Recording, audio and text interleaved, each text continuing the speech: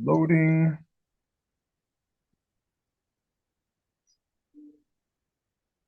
All right. Welcome to another great episode of the Live Clean and Fight Dirty show. So people asked me the other day, is this a podcast? It's going to be eventually. We're working on that, but right now it's not. We appreciate you following us anyway. It's a live YouTube show every Wednesday at 4:30 p.m. The time will be changing soon as we get over to spring.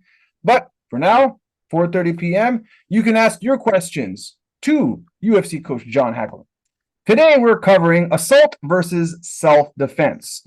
There's a fine line. Everybody wants to protect their family and their loved ones, but there's a fine line between assault, self-defense. So today, John's going to be covering what that line is.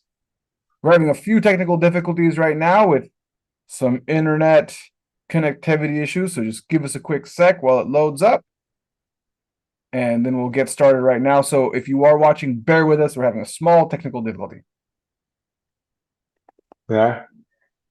There we go.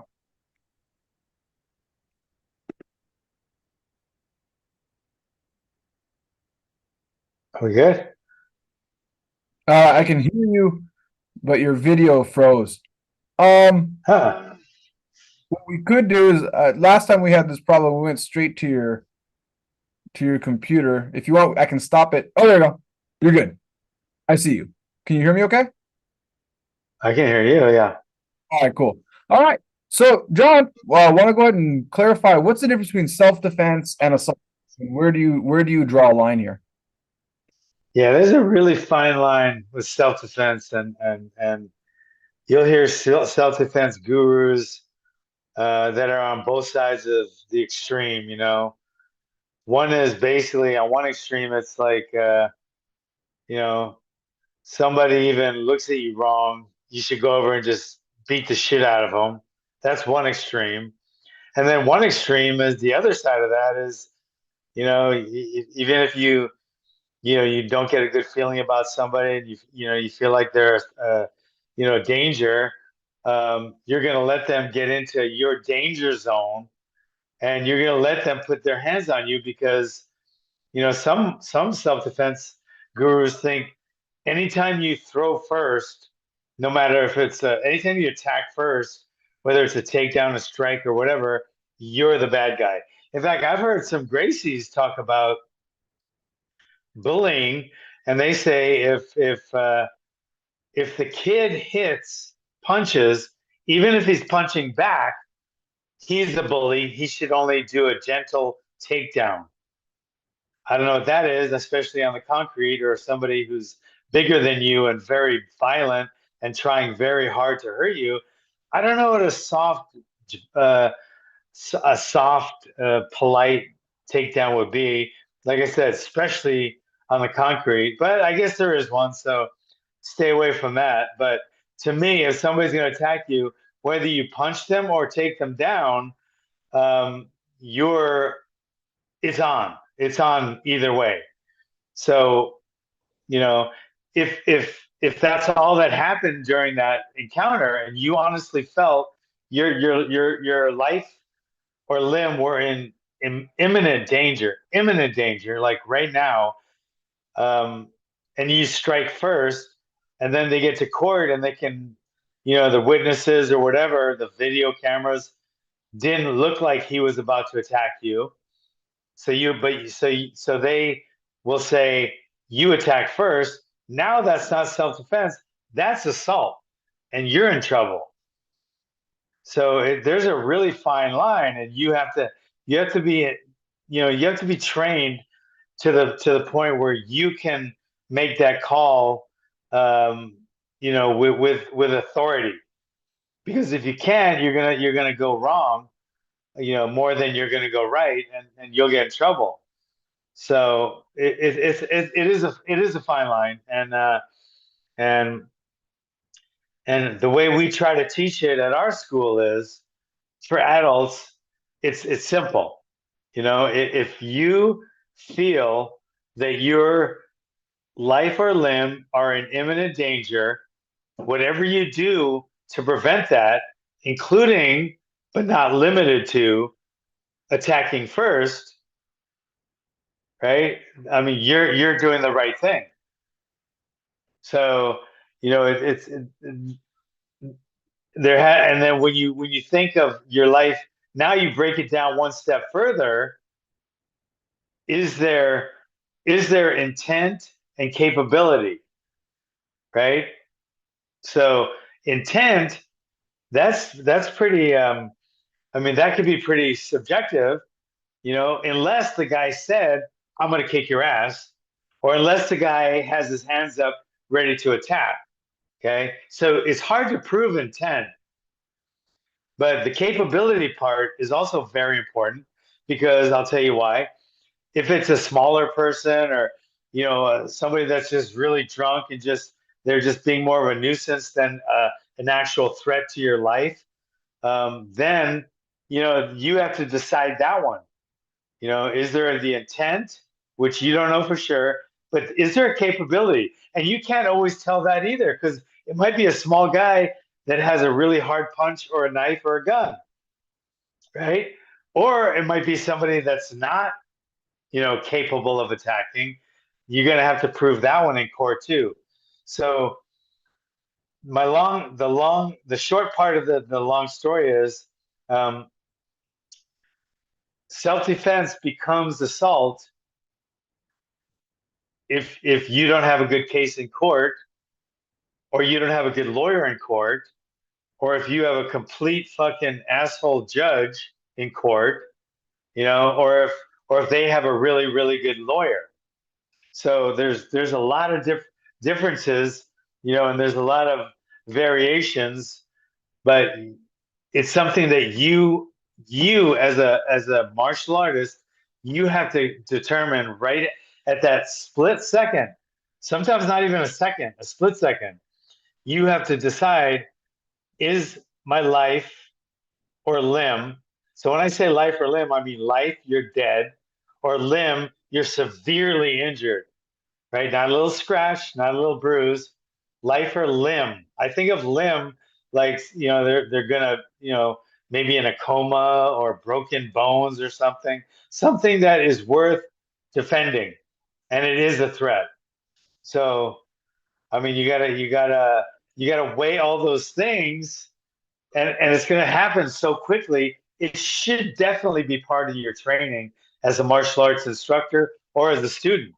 You should be practicing these things in your mind when you're training and brought on by your instructor. I talk about these all the time in class. I set up these scenarios all the time because I want it to be here before it's here. So when that happens on the street, like I got attacked. I got attacked a couple of years ago. And I knew it just clicked on what I was going to do. And if I hadn't gone through this scenario so many times in training, I don't think it would have happened that quickly. So, bang.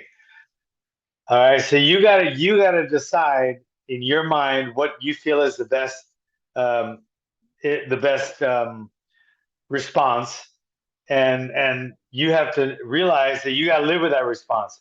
As soon as you put your hand on them, it's too late to turn back. Okay. But on the other side of that, remember this: if they put their hand on you, it might also be too late to respond, right? And now you're in a fucking coma. So I don't know. What do you think? Well, there's a lot to unpack here. Let's just start with the Gracies. I said it. We'll start right there. I just shared the post in a jiu-jitsu forum, so I think it's really important. If any of the jiu-jitsu people are coming in on this right now and you have any comments, please feel free to share. We'll address it right now.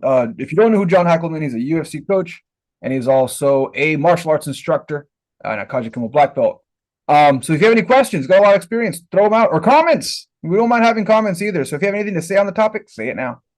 So let's go back to what you said earlier about how the Gracies, a lot of the Gracie schools, including Gracie Baja and the Gracie Academy, will work on the framework that the bully is the striker and the non-aggressor is the grappler. So they teach a lot of stuff along the lines of you're gonna block, you're gonna stop the hands, and then specifically at a place like Gracie Baja, they'll teach you to tie up with the guy, and they don't go over takedowns. They have a few takedowns, but a lot of the fundamental stuff they teach the white belts is to tie up with the guy and kind of tie him up so that you both fall to the ground, and then you get side control or mount, and then you hold their hands down, and maybe they'll teach you an arm bar or some sort of choke from there. But usually, a lot of their self defense is based on having control of the person.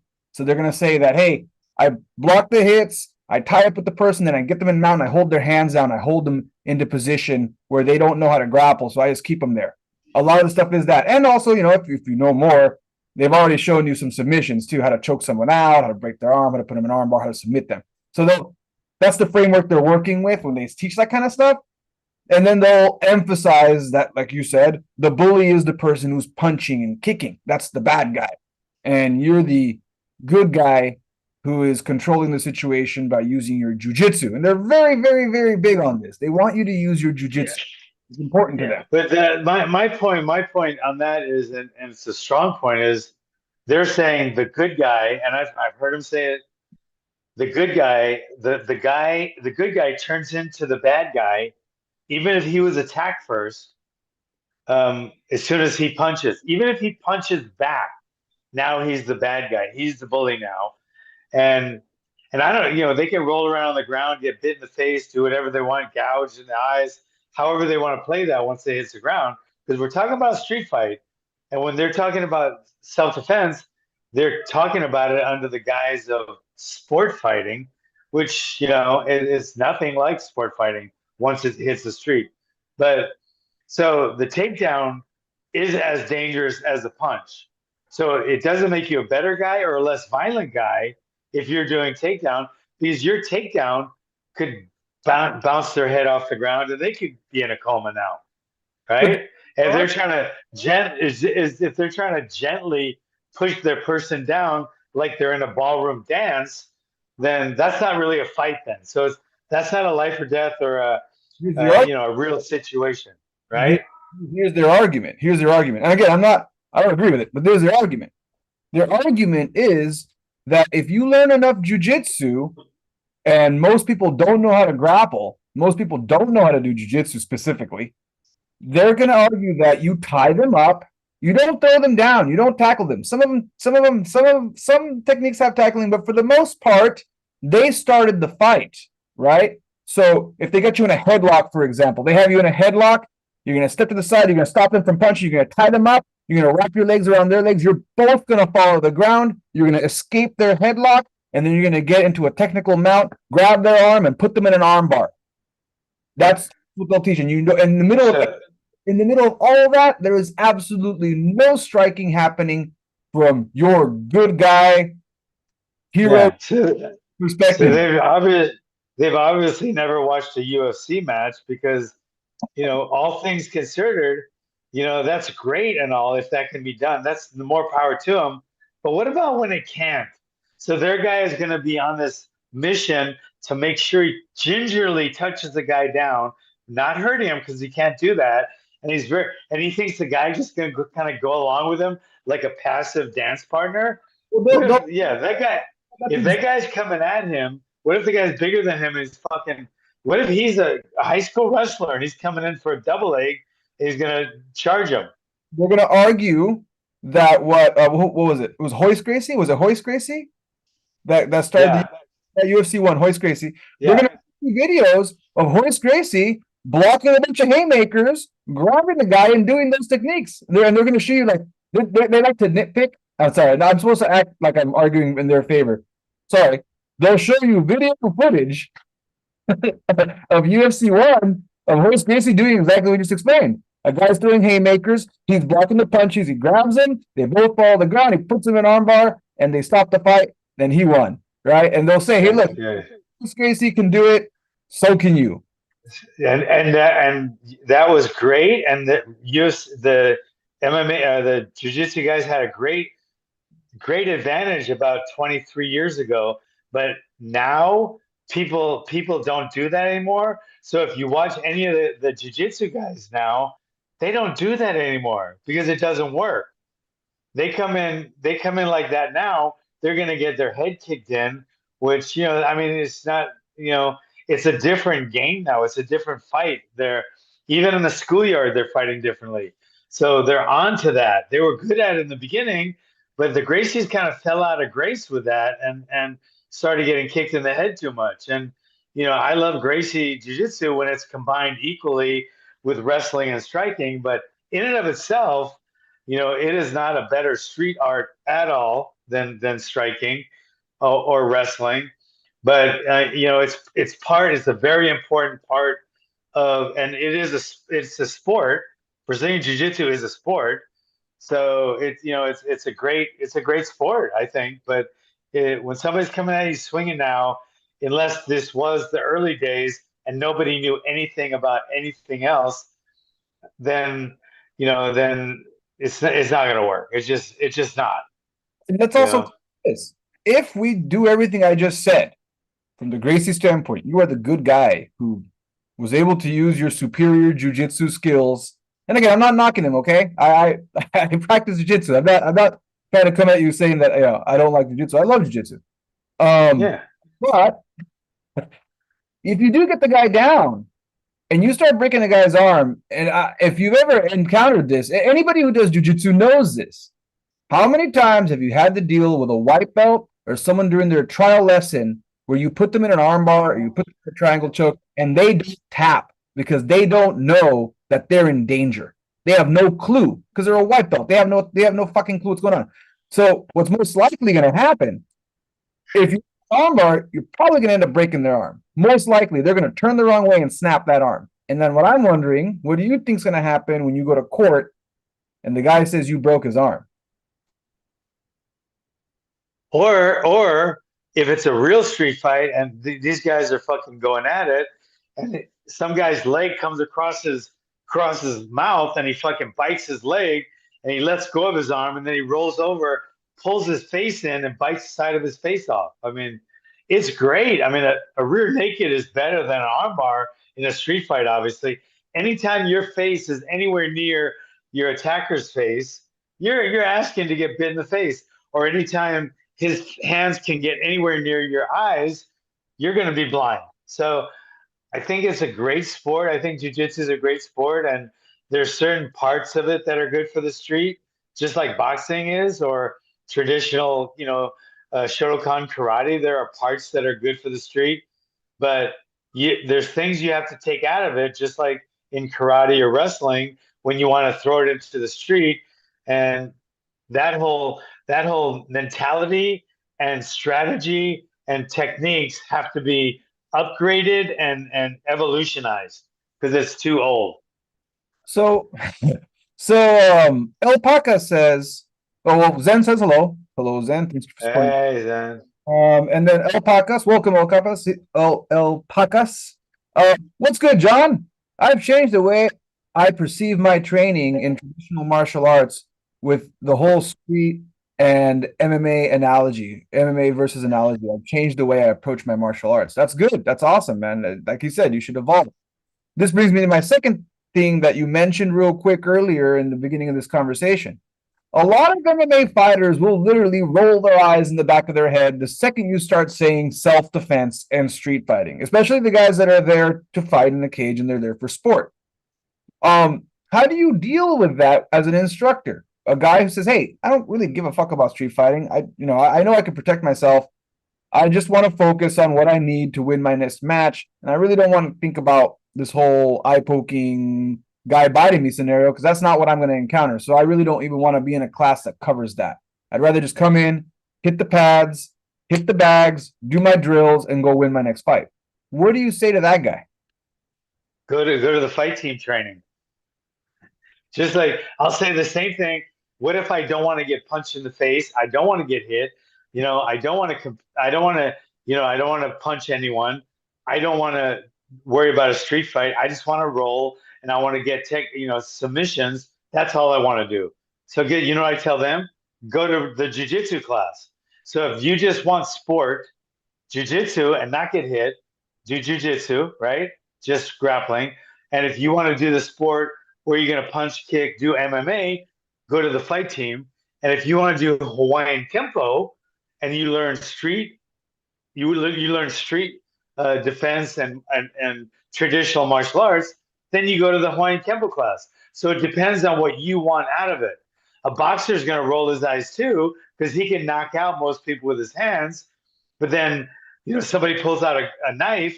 The jiu-jitsu guy, the MMA guy, and the boxing guy, they're going to be dead. If the guy with the knife knows just a little bit of defense and get close enough to penetrate or slice with that knife, right? Because boxers don't train for a knife. MMA guys don't train for a knife.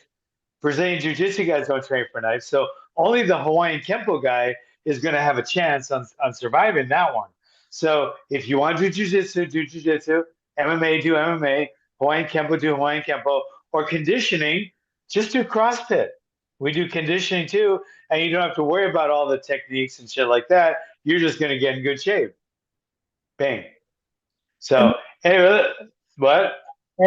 So I guess, and then here's the other thing. We're getting close to our wrap up, but as we get there, my last thing that I want to address.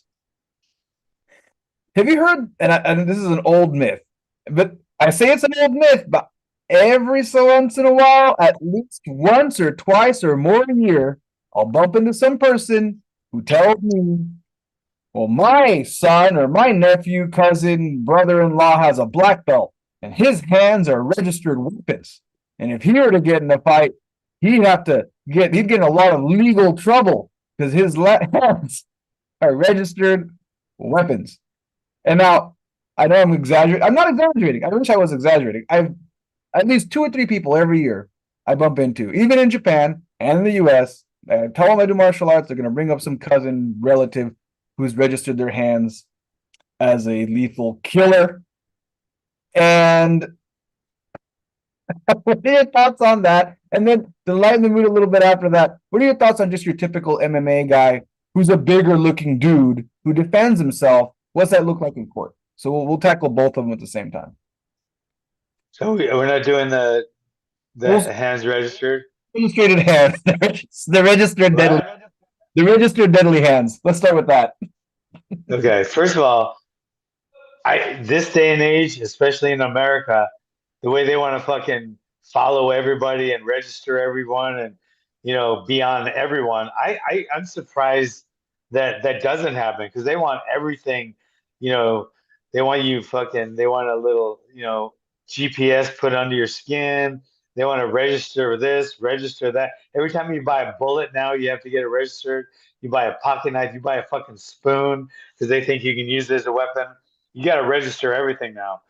But I have been training since 1970, and I've never had to actually go down to the state board of whatever and register my hands as deadly weapons. So legal, technically, you don't. You don't have to do that anywhere. That's bogus. But in reality, every punch you've thrown, every black belt you have, every training session, every fight you've had is going to come out in court if you get into a life or death altercation and maybe you killed someone or hurt them real bad. So technically or literally, your hands aren't registered. Nobody's are. They're lying if they say they are, but they're going to use this. It's going to weigh heavy on the court. It's going to weigh heavy on the judge. It's going to weigh heavy on the jury if you are a black belt or some type of pro fighter. And if you're in both, you're really in trouble because I've had that situation happen to me, and it was both came out, and it was I wish sometimes you wish they weren't there. You want to downplay them. Oh, I don't train that much. Yeah, I'm old anyway, But anyway, so technically they don't do it, but if you go to court, they're going to act like they are. All right, so there it is. It's all half truth. It's a half truth. I'm too comfortable when it comes up because usually it's like someone's mom or someone's grandma, and I just don't. I don't have the heart. I don't have whatever it takes to shatter that. for their mom or grandmother. I just kind of just smile and go, he sounds tough. So Um, so as we get, by the way, anyone listening, any questions you have, please bring them up now because we are going to wrap up. And it can be about anything. It doesn't have to be about today's topic. I do have a question here for you, John, coming from Alpacas. Hawaiian Kempo will be my next start that I want to train in. Do you have any recommendations in the San Antonio area? Is there any pit schools in San Antonio or near San Antonio? No, Okay. no, you gotta do my online course. Which is thepit.tv. The That's pit, the right. pit.tv. Good timing. Thepit.tv. You can join and go through the entire Hawaiian Kempo system, earning your belt and rank. And John will personally be there. It's not like some online programs out there. You're just watching some videos and that's it. That's not what this is at all. You're They have, part of the class. you're part of an actual class that's happening live. And you Yeah. talk to John live. You get to ask him, how is my technique? And he works with you. So it's a great program. I do recommend the pit.tv, and there are some open spots available. If you're kind of hesitant, you can audit the class. You don't have to join right away. It's like it's less than a cup of coffee a month. You can just audit the class, watch it for a month, and see if you like it, and then go from there. All right, will Benny Rodriguez be live soon? We are currently talking and working on that, but we're not sure. Oh, we want Benny? I'll get Benny. All right, we want Benny. I just, to be honest, like our demographics, um, I mean, I love Benny. I think he's the best, probably the best fighter ever lived. But he never fought MMA. Well, he did actually fight MMA, kind of back then. Anything goes matches because I was on the card with him once. Um, so I know he was, and I saw him beat with takedowns too. I saw him beat a guy that outweighed him by 100 pounds, a guy named Dana Goodson. I was there because I was fighting that night. So, I was one of the, he was the main event. So I got to come out and watch him fight. And it's like, fuck, man, this guy's so far beyond anybody else. Um, but to talk to him, what would give me some questions like what for the who was asking us? What's his name? What questions, if you wanted to have Benny on the show, what questions would you want to ask him? Yeah, what would you want to ask? I don't know, like from my self defense. I don't think he's big on self defense. He's not big on MMA. You know, I think he's he's a kickboxer, probably the best kickboxer that ever lived. But what would you guys want me to ask him? And I don't want to just have him come on and just like just for the star quality of them. I want to like if we had Chuck or Glover or somebody on, we could have them on and we could have a good chat with them. Maybe like an MMA guy or I don't know. I don't know. But if you guys really want him, let's put it out there. If you guys really want Benny, the Jet Yakitis on here, let me know. But for everyone that wants him on, just give me one question you want me to ask him because I wouldn't know. I'm his buddy. He's my trainer, my manager. I know him for a long time. Follow his career. So, but I just don't. I'm not like for this genre. I don't know if that would really fit. What do you think? I mean, so yeah, listen, I think mostly the people that are asking are for nostalgic purposes. Like one of the questions, Yeah, did he ever meet Bruce Lee? So like if you had Benny on the show, they want to talk about the history of martial arts and yeah. if you had Benny on, it would be interesting to have like an MMA evolution conversation about where martial arts was then and then where martial arts is now and how it got to where it is now. I think that would probably be the way. If you can get Benny on the show. That's the other issue is, Benny's a busy guy. So, Yeah. so just throwing it out there. All right. Well, I don't see any more questions coming in. This has been another episode of the Live Clean and Fight Dirty show. We are working on some details for the podcast. We'll keep you posted because we have to do some website stuff. So a lot of technical stuff. Once we get that done, we'll let you know. But for now, every Wednesday at 4:30 p.m. Do keep an eye out for that. March springs forward, John. March, springs. March. No. Wait, is it gonna be March? It's yeah. So no, Fall. March. It's So fall. Fall. Wait, fall spring. Spring. Spring jumps forward. forward. Yeah. So just keep an eye And then out. August, isn't it? Oh, October falls backwards, right? Fall. Falls back. So it's gonna go from the time change. Why am I talking about this? Because I'm coming from Japan, so I'm keeping an eye out. We might, and we'll talk about this off camera, but we might be changing the time. But if it is changing, it's only gonna be like 30 minutes. Just keep an eye out. All right. Catch y'all.